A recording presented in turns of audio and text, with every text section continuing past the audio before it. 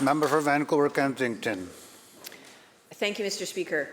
November 25 is the United Nations recognized International Day for the Elimination of Violence Against Women and the start of 16 days of activism against gender-based violence, an international campaign that runs until December 10th, which is International Human Rights Day.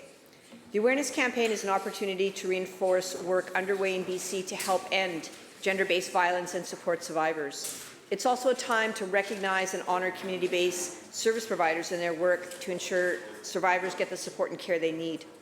Gender-based and sexualized violence often impacts girls, women, two-spirit, transgender, non-binary, and other gender-diverse people, especially compounded by race and indigeneity, with devastating and long-lasting effects.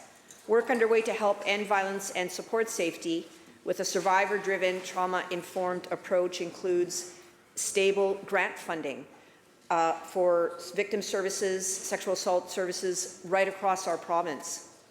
Support for Indigenous-led path forward, community fund to support Indigenous communities to create their own culturally safe practices and approaches. Investments in transition and safe homes, second stage housing and affordable housing spaces for women leaving violence.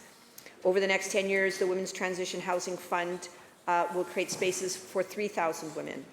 Historic investments in childcare, which create opportunities for women's economic empowerment, an important factor in addressing gender-based violence and raising the minimum wage.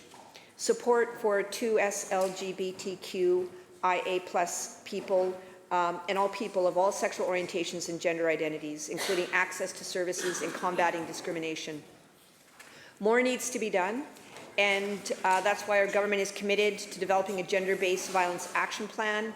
I know everybody here in the House joins me in their commitment to end gender-based violence. It's going to require all of us working together to make our province safer for all people. Thank you, Mr. Speaker.